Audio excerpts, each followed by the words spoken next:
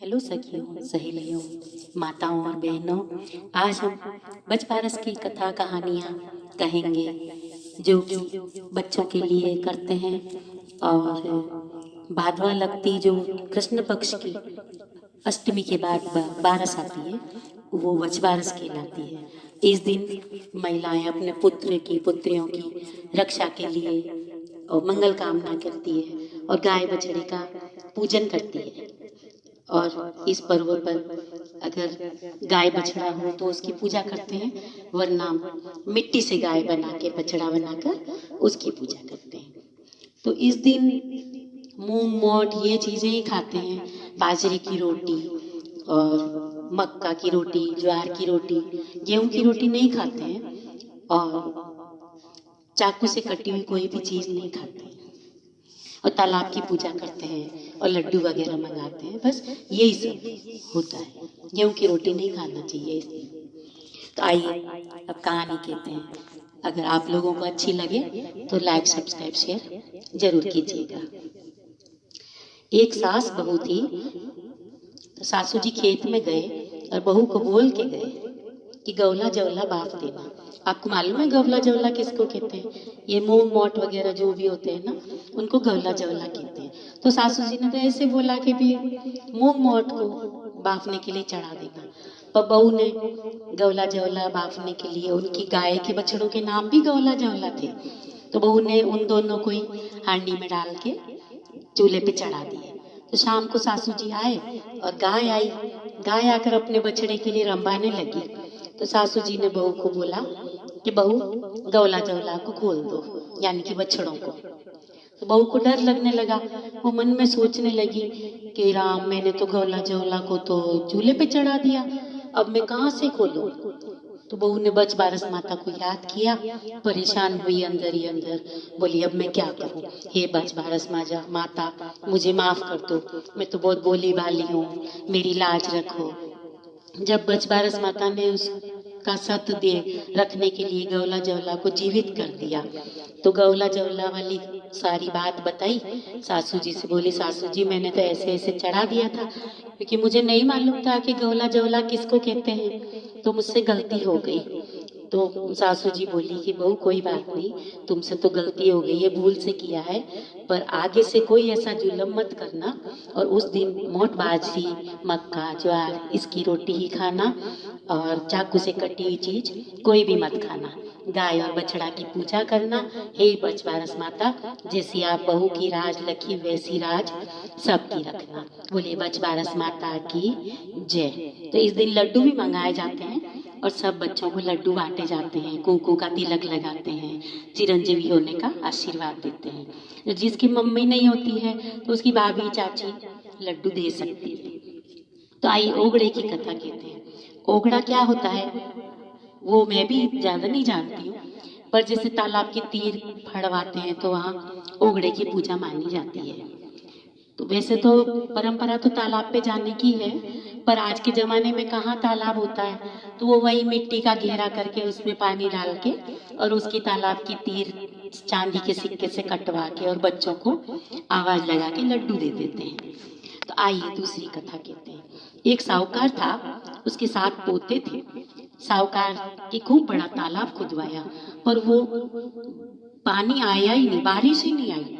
12 बरस तक सूखा ही पड़ा रहा, बारिश ही नहीं बरसी। साहूकार ने पंडितों से पूछा, तो पंडितों ने कहा आपके बड़े वाले पोते को तालाब में गाड़ दो तो तालाब भर जाएगा। सुसरा जी ने बहू को कहा पियर जाओ, तो पोते को छोड़कर जाना। अब बहू बेचारी क्या करे, क्योंकि बुजुर्गों ने कह दिया जाओ तो जाओ और पोते को छोड़ के जाना। तो वो बहू पियर चली गई और पोते को छोड़ कर गई। साहूकार बड़ा मटका लेकर आया और अपने पोते को उस मटके में बिठा दिया और उस मटके में खाने के लिए मिठाई रख दी और हाथ गले में जेवर पहना दिए। मटके का मुंह कपड़े से बांधकर तालाब में मटके को गाड़ दिया। खूब बारिश हुई, इतनी बारिश हुई, इतनी बारिश हुई, पूरा तालाब पानी से लबालब भर गया। बहू को पता चला कि ससुर जी का तालाब भर गया है, अब तो मैं गाय बछड़ा और ओगड़े की पूजा ससुर जी के तालाब पर ही पूजूंगी। तो वो पियर से वापस आ गई। बहू तालाब पर पूजा करने गई और अपने बेटे को आवाज दी, आओ मेरे हंसराज, आओ मेरे बछराज, उठाओ मेरे लड्डू। उस बेटे ने माँ की आवाज मटके में सुन ली। देखो चमत्कार, वो मटका फाड़ कर बाहर आया और लड्डू उठाया। सास उठी और बहू के पैर लगने लगी। बहू बोली कि ये पानी उल्टा नहीं बहता है सासू जी, पानी हमेशा नीचे गिरता है, ऊपर नहीं जाता है। तो बहू सास के पैर लगती है तो सास बहू बोलती है, नहीं सासू जी मेरे पैर क्यों लग रहे हो, मैं आपके पैर लगूंगी और आप बहुत बड़ा जुल्म मत करो।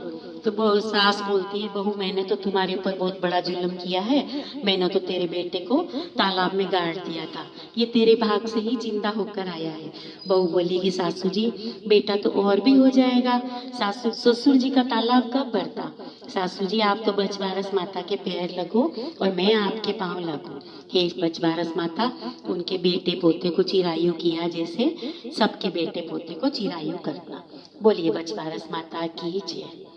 एक साहूकार था, उसके 7 बेटे थे।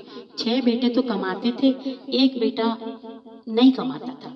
तो बहू पानी भरने जाती थी तो औरतें मोज से देती, मतलब ताने मारती कि ये आ गई अनकमाऊ की बहू, ये आ गई अनकमाऊ की बहू।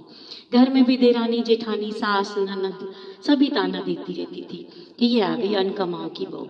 एक दिन उसको गुस्सा आया तो अपने पति से कहा कि आप कमाने क्यों नहीं जाते हो, मैं रोज रोज के ताने सुन सुन के तंग आ गई हूँ। तो पति कमाने के लिए घर से बाहर निकल गया। बचबारस के दिन आकाशवाणी हुई, आज तो पति अपने पत्नी के पास जाता है, आज जो पति अपनी पत्नी के पास जाता है उसे रत्न प्राप्त होता है। उस दिन वह वापस घर आया और अपनी पत्नी से प्रेम किया। तो वो बोली, आप तो कमाने चले जाओगे और पीछे से मुझे घर वाले शक के कारण घर से बाहर निकाल देंगे, झूठा भ्रम रखेंगे और तरह तरह के लाछन लगाएंगे। तब उसके पति ने कहा, कोई बाहर नहीं निकालेंगे। वो घर के बाहर निकला, दरवाजे पर गाय खड़ी थी तो उसने गाय के आगे घास का पुल्ला डाल दिया और पानी की गागर रख दी कि मैं अगर सच्चा होऊंगा, जब तक प्रदेश से वापस नहीं आऊंगा ये घड़े का पानी नहीं सूखेगा। तो थोड़े दिन के बाद बहू का पेट ऊंचा आने लगा, बेटा तो वापस कमाने चला गया। फिर पीछे देखा जिठानी सास सभी लोगों ने कि बहू का पेट ऊंचा आने लगा है। तो सासू जी और सारे घर वालों ने मिलकर उसे घर से बाहर निकाल दिया। वो सारे घर में फिर गई बेचारी, काम के लिए नौकर रख लो नौकर रख लो, तो कहीं काम नहीं मिला उसको। तो एक वेश्या ने उसे काम के लिए रख लिया। उस बहू ने 4 बात की शर्त रखी, वेश्या से 4 बात की शर्त रखी उसने कि एक तो मैं आपके दीपक नहीं जलाऊंगी, और दूसरी तेरी सेज नहीं बिछाऊंगी, और तीसरी तुम्हारे पैर नहीं दबाऊंगी, और चौथी मैं वेश्यावृत्ति नहीं करूंगी। वो वेश्या बोली ठीक है। वेश्या ने उसकी शर्त मान ली और 9वें महीने में उसके लड़का हुआ। वेश्या ने अपने दूसरे नौकर से कहा कि इस बच्चे को जंगल में छोड़ आओ, नहीं तो इसके पीछे यह कोई काम नहीं करेगी। नौकर ने उस बच्चे को जंगल में छोड़ दिया। उधर से राजा जी निकले। राजा निसंतान थे तो राजा जी उस बच्चे को अपने महल में ले गए और रानी को दे दिया। तो रानी तो बड़ी खुश हुई। तो आप तो पर्दा वर्दा तान के और सो जाओ। राजा ने रानी से बोला पर्दा वर्दा लगा के और सो जाओ। राजा जी ने नगाड़े सहित राज्य में मिठाई बंटवा दी, खुशियां मनाई कि राजा जी के लड़का हुआ है, राजा जी के लड़का हुआ है। लड़का बड़ा ही रत्न जैसा था। वह जल्दी जल्दी बड़ा हो गया। 12 साल का हुआ तो उसे वेश्या के यहाँ भेज दिया। वेश्या के दरवाजे पर गाय खड़ी थी। गाय का बछड़ा गाय को सूंघा। गाय ने एक लात मारी, तू मेरे को क्यों सूंघता है। ये राजा का लड़का अपनी माँ के पास जाता है। उस माँ को 12 बरस उस दिन पूरे हो गए थे। वह घोड़े से नीचे उतरा और गाय के पैर पड़ा और वहाँ और कहा कि गाय तू मेरी माता है, सच्ची सच्ची बात बता कि ये बात कैसे हुई, मेरी माँ ऊपर कैसे है। तो गाय ने मनुष्य की वाणी में सारी बात बताई कि कुंवर बोला अब मैं क्या करूं। गाय ने कहा तू माँ कहकर आवाज दे, माँ बेटी बेटी वाला फेर रही थी। बेटे ने कहा, माँ दरवाजा खोल। माँ आवाज लगाई तो माँ ने सोचा, आज मेरे मन को माँ कहने वाला कौन आ गया है। माँ ने दरवाजा खोल दिया तो बेटे ने झुककर प्रणाम किया। माँ बेटे रात को वहां से निकल गए। रात खत्म हुई, दिन निकल गया। राजा जी को चिंता लगी कि कुंवर अभी तक क्यों नहीं आया। वेश्या के घर बुलावा भेजा। वेश्या ने ऊपर जाके देखा तो वहां कोई नहीं था। दोनों माँ बेटे चले गए थे। वेश्या ने कहा, उसे कहा, वेश्या से कहा कि उसने कहाँ भेजा। वेश्या ने ऊपर जाके देखा कि मैं 12 साल वेश्यावृत्ति नहीं करूंगी। उसने वेश्या से बोला था, उसकी माँ ने, बेटे की माँ ने वेश्या से बोला था कि मैं 12 साल तक वेश्यावृत्ति नहीं करूंगी। पर आज वह कुंवर को लेकर ही भाग गई। माँ बेटे जाकर तालाब की तीर पर बैठ गए। उधर राजा जी ने फौज तैयार करी। इधर उसका पति भी 12 वर्ष के बाद कमा कर वापस आ गया। राजा जी की फौज आई और बोले, इस वेश्या को हम मारेंगे। उस दिन बछबारस थी। वहां एक गाय शेरनी की तरह इतनी मतलब गुस्सा क्रुद्र हो गई कि सारी सेना को भगा दिया। उधर से उसका पति यह देखता रहा कि ये क्या बात हो रही है। तो उसने वेश्या से पूछा। वेश्या ने सारी बात बताई। उसका पति घर आ गया और माँ से पूछा कि तेरी बहू कहाँ है। माँ ने सारी बात बताकर कहा कि मैंने तो उसे घर से निकाल दिया था। तब उसने माँ को सारी बात बताई। घास का पुला हरा और पानी की गागर वैसे की वैसे ही भरी हुई दिखलाई और कहा, यह मेरा बेटा ही है। बहू और पोते को राजी खुशी घर लेकर आए। ये बछबारस माता, उसका सत रखा वैसा सबका रखना। कहानी कहते सुनते होकारा देते सबको भला करना। बोलिए बछबारस माता की जय। आइए एक गणेश जी की कहानी भी कह देते हैं। एक देरानी जेठानी थी। देरानी के धन था और जेठानी गरीब थी। जेठानी गणेश जी को बहुत आराधना करती थी और अपनी देरानी के यहाँ आटा पीसने जाती थी। जिसका आटा पीस के कपड़े से आटा छानती ना, वो कपड़ा घर लेके आती और अपने पति को कपड़ा धो के उस पानी को घोलकर उसे पिला देती थी। एक दिन देरानी के बच्चे ने देख लिया और कहा, अपनी माँ से बोला कि ताई जी तो अपना कपड़ा लेके जाती है और ताऊ जी को घोल के पिला देती है। तो जेठानी ने देखा, सुना बच्चे की बात सुन के, और देरानी बात सुन के बहुत जली और जेठानी से बोली कि मेरे घर से जाए जब ये आटा छने हुए का कपड़ा यहीं छोड़ के जाना और हाथ धोकर जाना। वह बिना कपड़ा लिए ही घर गई। तो जेठानी बिना कपड़ा लिए ही घर गई तो उसका पति बोला कि भूख लगी है। तो जेठानी बोली कि आज तो मैंने आटा छने हुए का कपड़ा भी नहीं लेके आई, लेके नहीं आने दिया। मेरी देरानी ने मना कर दिया तो मैं लेके नहीं आई, तो किस चीज का घोल बना के पिलाऊं। जब वो उसके पति को गुस्सा आया और वो पाटा उठा के और उसको मारने लगा और बहुत जोर जोर से मारने लगा। तो वो गणेश जी गणेश जी गणेश जी करती करती सो गई। उसको नींद आ गई। सपने में गणेश जी आए तो पूछा कि तू क्यों सो रही है। तो उसने सारी बात गणेश जी को बताई।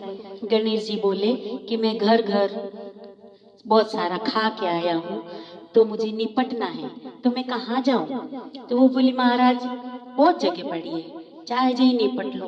गणेश जी निपट कर बोले कि अब मैं पहुँचूं किससे, कहाँ पहुँचूं। तो वो गुस्से में बोली कि मेरे सिर पे पहुँच लो।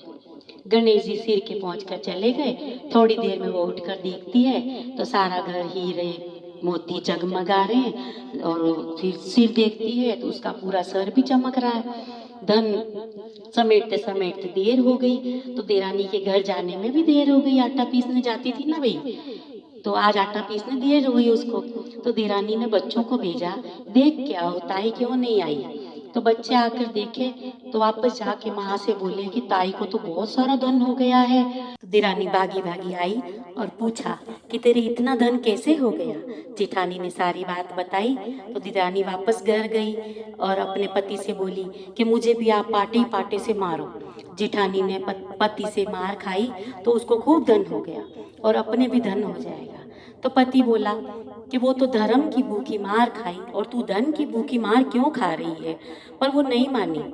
पति उसे खूब मारी और वो अपना सारा मकान खाली कर गणेश जी के नाम लेकर सो गई।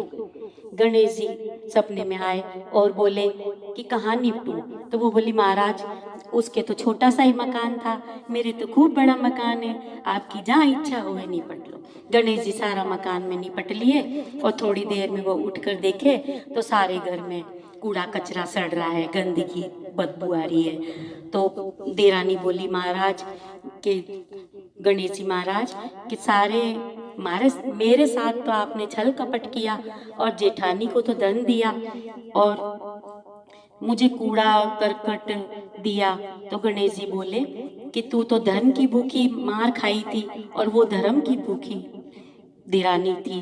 बोली कि आपका सब समेटो, मेरे धन नहीं चाहिए। गणेश जी बोले कि तेरे धन से आधा धन जेठानी को दे दे तो मैं पूरी या सब गंदगी समेट दूंगा।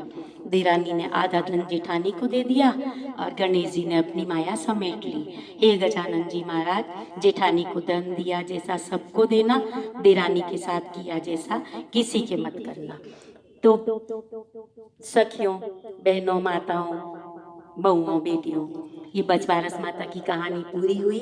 अगर आपको अच्छी लगी हो तो सब्सक्राइब शेयर कीजिए और नहीं लगी हो तो प्लीज़ मुझे माफ़ कीजिएगा। बोलिए बजबारस माता की जय।